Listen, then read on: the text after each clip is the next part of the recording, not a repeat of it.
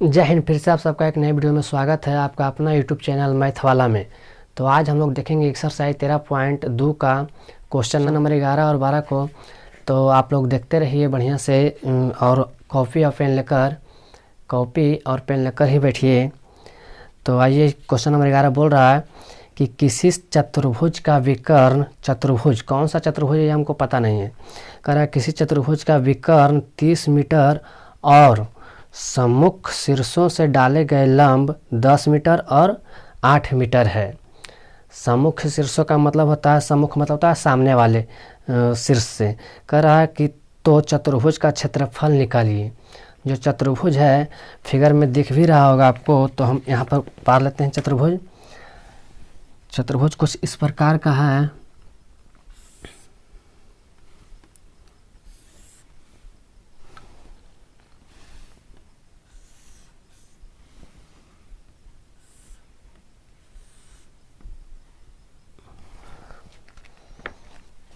इसमें नाम दिया हुआ है ए, बी, सी और डी।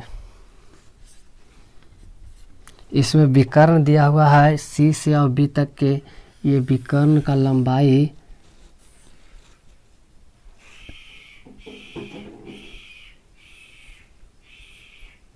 30 मीटर। ये उसके बाद करा सम्मुख, इसमें देखिए क्वेश्चन को बढ़िया से देखेगा। करा कि 30 मीटर और सम्मुख शीर्षों से डाले गए लंब। सम्मुख मतलब तो ये विकर्ण है, इसके सम्मुख मतलब इसके सामने वाला एक ये हो गया शीर्ष, और ये विकर्ण के सामने एक ये हो गया शीर्ष।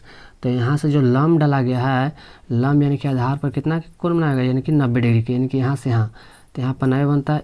इसका यानी कि पहला का मान दे दिया है 10 मीटर। तो इसको हम मान लें कि इसका हाइट कितना हो गया, तो 10 मीटर।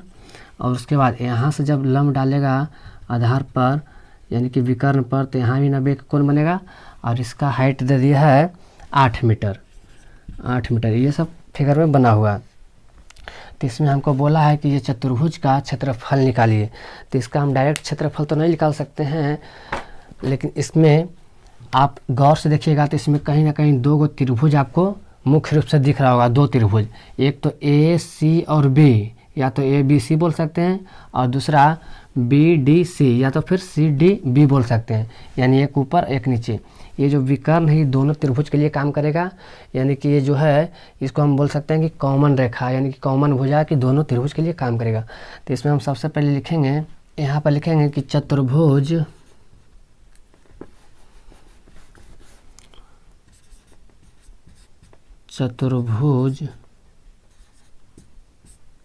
ए, बी, सी और डी, चतुर्भुज ए, बी, सी, डी का क्षेत्रफल। ऐसे क्षेत्रफल फार्मूला होता है जब ये चतुर्भुज का प्रश्न कोई नाम रहता है, जैसे सम या तो फिर समांतर चतुर्भुज या तो फिर समलंब चतुर्भुज रहता, तो डायरेक्ट फार्मूला होता। इसका नाम नहीं दिया हुआ, तो इसमें हमको लिखना है कि चतुर्भुज का ए, बी, सी, डी का क्षेत्रफल बराबर। इसमें हम देख रहे हैं कि दो त्रिभुज है, दोनों त्रिभुजों का क्षेत्रफल हम लोग दें, क्योंकि यहाँ पर ऊंचाई दिया हुआ है और ये आधार भी दिया हुआ है। इसलिए लिखेंगे कि त्रिभुज ए, बी, सी का क्षेत्रफल और प्लस में, यानी कि ये क्षेत्रफल, ये त्रिभुज का क्षेत्रफल और नीचे वाला क्षेत्रफल त्रिभुज का, प्लस में त्रिभुज बी, सी, डी लिख सकते हैं आप, बी, सी और डी का क्षेत्रफल। अगर ये त्रिभुज मतलब ऊपर वाला त्रिभुज और ये नीचे वाला त्रिभुज को अगर क्षेत्रफल निकाल कर जोड़ दिया जाए तो ये पूरा चतुर्भुज का क्षेत्रफल निकल जाएगा। तो बताइए, त्रिभुज का क्षेत्रफल आप जानते भी हैं फार्मूला कि त्रिभुज का क्षेत्रफल क्या होता है। तो 1/2 गुने आधार गुने ऊंचाई, आधार गुने ऊंचाई, ऐसे। तो ऊंचाई यहाँ पर जो विकर्ण था वो चतुर्भुज के लिए विकर्ण था, लेकिन ये त्रिभुज के लिए देखा जाए तो यही आधार हो जाएगा। ये जो शीर्षलंब है ये ऊंचाई हो जाएगा। तो यहाँ पर 1/2 के 1/2 गुने में आधार कितना है, तो पहला ए, बी, सी में देखिए, ए, बी, सी में आधार कितना है, तो 30 है। आधार दोनों में सेम ही रहेगा। और ऊंचाई ए, बी, सी में कितना है, तो गुने 10 है। तो इसको इतना लिखेंगे। प्लस, तो प्लस यहाँ भी यही लिखा जाएगा फार्मूला कि 1/2 गुने आधार गुने ऊंचाई। आधार को हम लोग बी मानते हैं और ऊंचाई को एच मानते हैं। प्लस में 1/2 के 1/2 और गुने में बी का मान कितना है, बी मतलब आधार, तो इसमें भी 30 है और ऊंचाई इसमें देखिए 8 है। तो यहाँ पर लिखेंगे 8। इतना तक किसी को दिक्कत है तो फिर बोलिए। इसके बाद हम लोग लिख सकते हैं कि सोल्यूशन करिए, इसको काटना है तो काट दीजिए। 30 को कितना मरता है 15, उसके बाद यहाँ भी कट जाएगा 15 बार में। उसके बाद 15 गुने 10 यानी कि 150 प्लस में इसको करेंगे गुना तो 15 गुने 8 यानी 15 8 20 से 120। और जब इसको हम जोड़ेंगे तो जोड़कर कितना हो जाएगा यानी कि 270। हम निकाल रहे हैं चतुर्भुज का क्षेत्रफल, तो क्षेत्रफल हमेशा आता है स्क्वायर में। अगर मीटर है तो ये मीटर स्क्वायर, यहाँ लिखेंगे मीटर स्क्वायर। यही आंसर हो गया। अतः हम लिख सकते हैं कि अतः चतुर्भुज ABCD का क्षेत्रफल बराबर इतना। ये उसके बाद लास्ट क्वेश्चन हम लोग देखते हैं, क्वेश्चन नंबर 12। ये थोड़ा सा घुमावदार है तो देखिएगा। क्वेश्चन ये 1 और 2 जैसा ही है, 2 और 3 जैसा ही है। करा निम्न आकृतियों का क्षेत्रफल तथा शीर्ष लंब ज्ञात कीजिए। क्वेश्चन भले ही छोटा है पर घुमावदार है। करा ये आकृति, सबसे पहले आकृति आपको पहचान में करना है। तो ये आकृति किस आकार का है? तो ये आकृति समलंब चतुर्भुज का है। क्यों? तो क्योंकि ये भुजा 2 गो है, समांतर है यानी पैरेलल है, और 2 गो असमांतर है। तो ये भुजा किसका है? तो ये आकृति है समलंब चतुर्भुज का। तो समलंब चतुर्भुज का अगर क्षेत्रफल निकालना है तो उसमें सबसे पहले उसका फार्मूला क्या होता है? तो फार्मूला होता है कि 1/2 गुने समांतर भुजाओं का योग और गुने में ऊंचाई। तो यहाँ समांतर भुजाओं का योग तो हो जाएगा कि इसका 10 है, यहाँ से यहाँ तक के 22 है, यहाँ से यहाँ तक के। लेकिन हमको ऊंचाई के जब बात आएगा तो ऊंचाई हमारे पास नहीं है। तो सबसे पहले हमको यहाँ ऊंचाई निकालना है, h का मान। अगर h के मान निकल जाए तो फिर समलंब चतुर्भुज का क्षेत्रफल आसान से निकल जाएगा। तो देखिए इसमें सबसे पहले हम लोग इसका ऊंचाई निकालेंगे। इसका ऊंचाई निकलेगा कैसे? तो हम लोग पुराने वीडियो में देख चुके हैं कि एक होता है त्रिभुज। ये त्रिभुज जो दिख रहा है, त्रिभुज के मदद से हम पहले इसका ऊंचाई निकालेंगे। तो यहाँ पर ऊंचाई कैसे आएगा? तो एगो सूत्र बताए थे हीरोन के सूत्र से, त्रिभुज PBC से हम लोग त्रिभुज उससे चल रहे हैं क्योंकि हमको पहले सबसे पहले h का मान निकालना होता है। हर बात को गौर से सुनिएगा। यहाँ पे लिखेंगे त्रिभुज PBC से। इसमें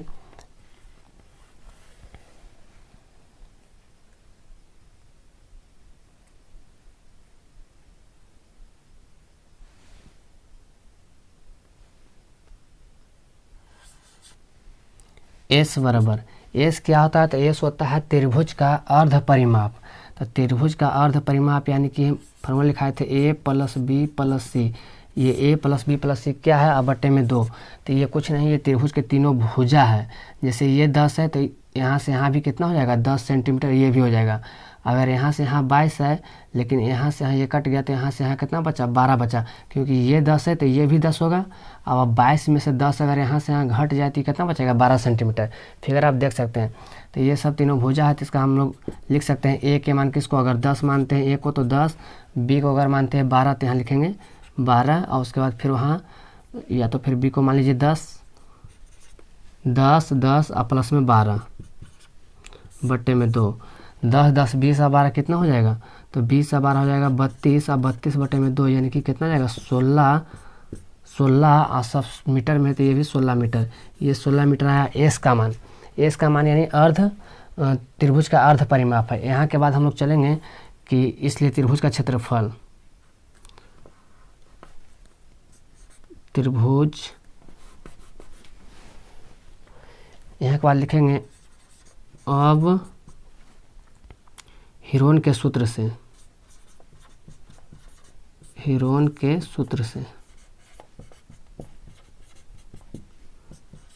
त्रिभुज PB और C, त्रिभुज PBC यानी PB और C का क्षेत्रफल। ऊंचाई हमारे पास नहीं है इसलिए त्रिभुज इसका यूज करके ऊंचाई निकालेंगे। तो इसका क्षेत्रफल होता है √ लिखाए भी थे शुरू वाला वीडियो में, S × S - A × S - B × S - C। हर बात को गौर से सुनिएगा। इसके बाद √ के √ S का मान कितना आया? तो S के मान अभी निकालें 16। तो यहाँ 16 रखा जाएगा इंटू में 16 यानी S - A। तो 16 में से 10 घटेगा तो कितना बचेगा? 6 बचेगा। यहाँ पर कुछ नहीं तो गुना समझिए है। उसके बाद फिर 16 में से और b के मान 10 है, तब पर भी यहाँ पर कितना बचेगा 6 बचेगा।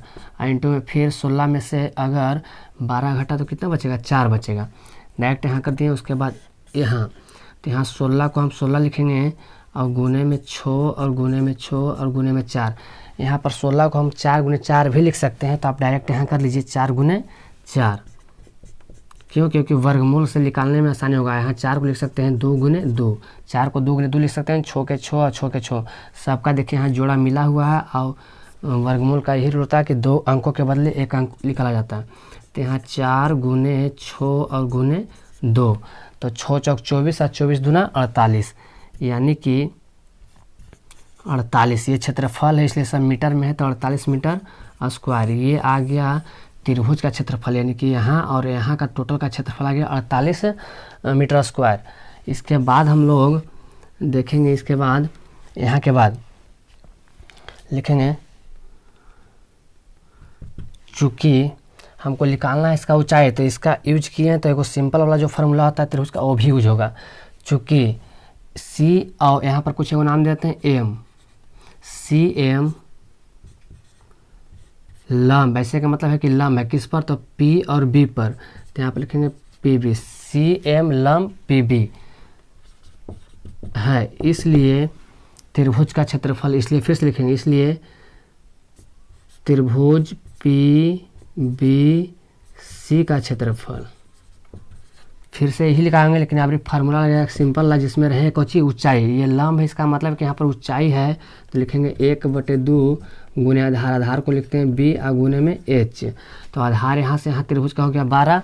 हर बात को गौर से देखिएगा, समझ में आ जाएगा।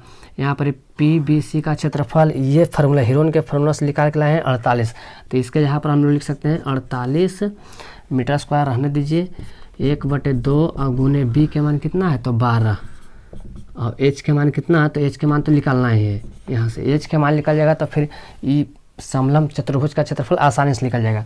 इसलिए यहाँ पर हम लोग लगाते हैं 2, एक हीरोन के सूत्र से निकालते हैं क्षेत्रफल है वो सिंपल वाला से, ताकि इसका h का मान निकल जाए। 48 के 48 हो जाएगा। अब यहाँ पर आप काट भी सकते हैं, यहाँ पर 6 हो जाएगा 6 मरतबे। अब इधर 6 गुना में h के, तो ये पट्टी कोची में आ जाएगा भागा में, तो 48 भागा 6 बराबर में h। उसके बाद काटेंगे तो ये कट जाएगा कई मरतबे, तो 6 8 48, इसलिए h यानी ऊंचाई कितना आ गया तो आ गया 8 सेंटीमीटर। एक तो ये भी आंसर हमको देगा कि ये शीर्षलंब, ऊंचाई मतलब शीर्षलंब है। उसके बाद यहाँ पर लिखेंगे कि अतः, दिख रहा होगा तो लिखेंगे अतः ये जो आकृति है, क्वेश्चन में पूछा है कि आकृति का क्षेत्रफल, तो आकृति है समलंब चतुर्भुज का, तो लिख सकते हैं कि आकृति का क्षेत्रफल, या तो फिर लिख सकते हैं कि अतः समलंब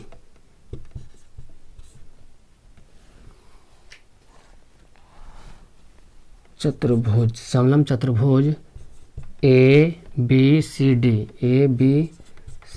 का क्षेत्रफल बराबर, फार्मूला होता है 1/2 और गुने समांतर भुजाओं का योग। समांतर यानी कि डी और सी और ए और बी, ये दोनों आपस में भुजा समांतर है, ठीक। तो लिखेंगे योग यानी 10 और प्लस में 22, यहाँ पर 12 नहीं ना, ये 12 था इसका, लेकिन यहाँ से यहाँ पूरे के है 22, तो लिखेंगे समांतर भुजाओं का योग यानी 10 प्लस कितना हो जाएगा 10 और 22 यानी कि 32, और गुने में ऊंचाई, ऊंचाई आया है 8। अब इसको काटेंगे तो देखिए 16 मरतबे कट जाएगा, अब बच क्या गया तो 16 गुने 8, यानी कि 16 गुने 8 बराबर में 16 8 28 से, यानी 128, और निकाल रहे हैं क्षेत्रफल तो स्क्वायर में,